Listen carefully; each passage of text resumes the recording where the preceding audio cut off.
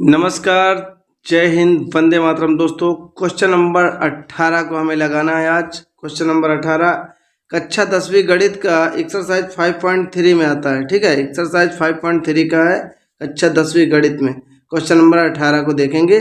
बहुत अच्छे तरीके से इसको हमें हल करना है, बिल्कुल भी आपको कठिन नहीं लगेगा, इसलिए आप लोग अच्छे से दिमाग लगा के इसको समझिएगा। ठीक है, कह रहा केंद्र ए यहाँ पे एक ये फिगर बना है, इसको अच्छे देखिएगा। केंद्र ए से प्रारंभ करते हुए बारी बारी से केंद्र बी और ए और बी को लेते हुए त्रिज्याओं 0.5 centimetre, 1 centimetre, 1.5 centimetre, 2 centimetre dot dot dot वाले उत्तरोत्तर अर्धवृत्तों को खींचकर एक सर्पिल बनाया गया है, जैसा कि चित्र 5.4 में दिखाया गया है। 13 क्रमागत अर्धवृत्तों से बने इस सर्पिल की कुल लंबाई क्या है यदि पाई का मान 22/7 लिया जाए तो। ठीक है, तो आप देखिए यहाँ पे, यहाँ ए से बी अगर त्रिज्या लेते तो यहाँ से यहाँ तक एक त्रिज्या है, फिर यहाँ से यहाँ तक दूसरी त्रिज्या, यहाँ से यहाँ तक तीसरी त्रिज्या, तो इसको एक सर्पिल ऐसे बनाया गया है। ठीक है, लेकिन करना क्या, इसमें हमें आधा लेना है, यहाँ से यहाँ तक लेना है, यहाँ से यहाँ तक लेना है, यहाँ से यहाँ तक लेना है। इस प्रकार हमें कुल कितने सर्पिल लेने हैं आप देख सकते हैं, 13 क्रमागत सर्पिलों को हमें लेना पड़ेगा।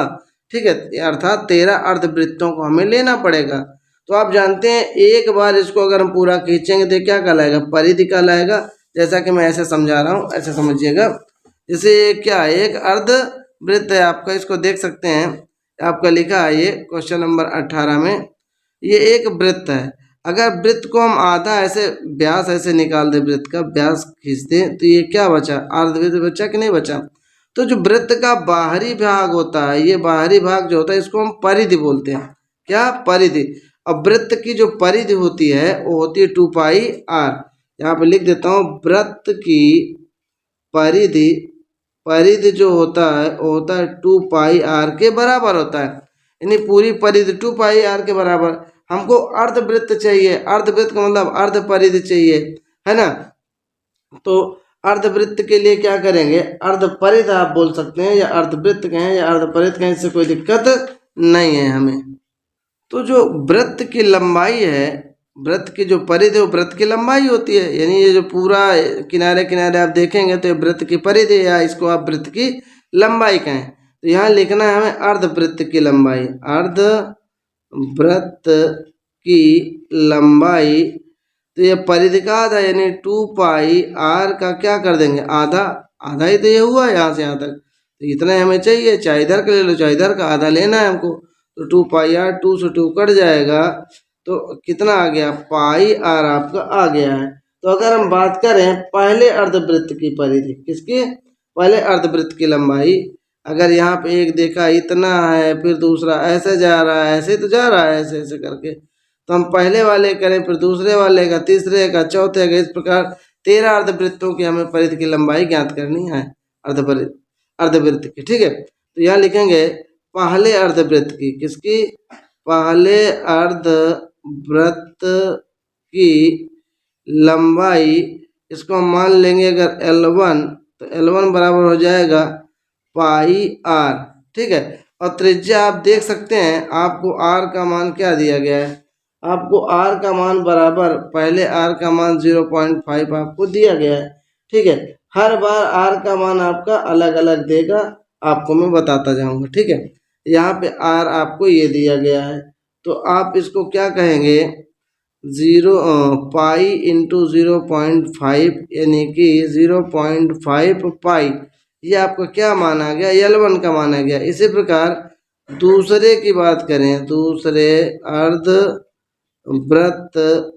की लंबाई, दूसरे अर्धवृत्त की लंबाई की बात करें तो ये हो जाएगा L2। L2 बराबर अगर देखें तो ये क्या आएगा, पहले तो ये आपका πr, इसको मैं अगर 1 कर दूं तो R1 हो जाएगा, इसको मैं R2 कर दूं, कोई दिक्कत नहीं है। तो ये πr2 का मान आपको दिया गया है। दूसरा आप क्वेश्चन में पढ़िए, दूसरा दिया है 1 सेंटीमीटर, दूसरा है 1 सेंटीमीटर, तो केवल पाई आ जाएगा। ठीक है, फिर तीसरे अर्धवृत्त की बात करें, तीसरे अर्धवृत्त की लंबाई को मैं L3 मान लेता हूँ, तो ये πr3 हो जाएगा, या πr3 का मान कितना है R3 का मान आपको दिया तीसरा 1.5 सेंटीमीटर, 1.5 सेंटीमीटर, तो आएगा 1.5 पाई के।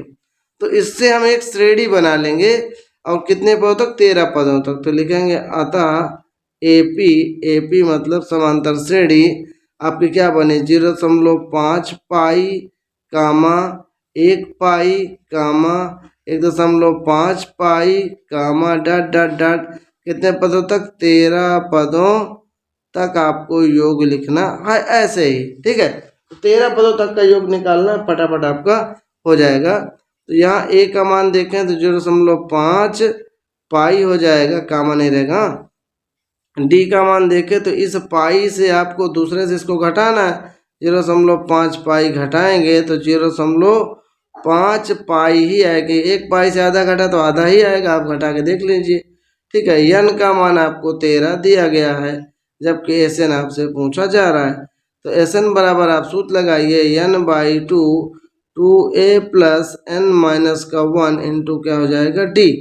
तो n का मान क्या है, 13 पदों तक का आपको निकालना है। ठीक है, तो 13 पदों तक का आप निकाल लीजिए, तो हो जाएगा 13/2 2a का मान कितना है 0.5 पाई हो जाएगा, प्लस 13 माइनस का 1 इंटू डी का मान कितना दिया गया है, डी का मान है 0.5 पाई।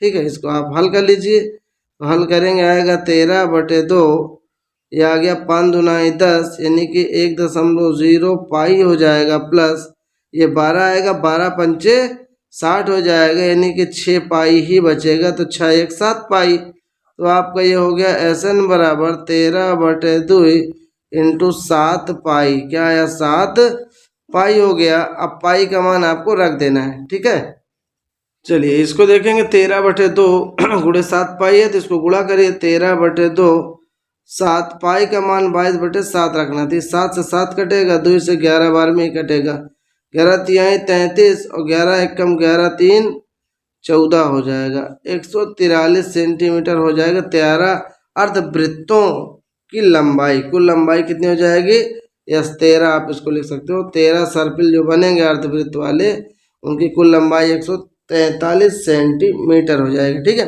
तो अगर अच्छा लगा हो वीडियो तो प्लीज़ वीडियो को एक लाइक करें, चैनल को सब्सक्राइब करें। मिलेंगे अगली वीडियो में नेक्स्ट क्वेश्चन के साथ, तब तक के लिए बाय बाय।